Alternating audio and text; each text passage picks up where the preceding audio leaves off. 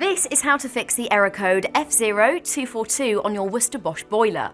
If it's displaying an error code, it simply means there's something wrong with your boiler.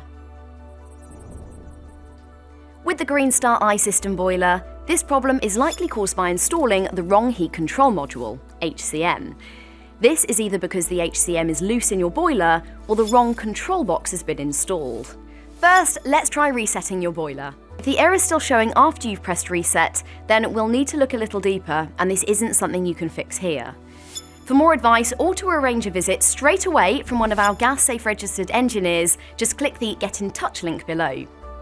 If the error code is no longer showing, it may still be worth looking at the root cause.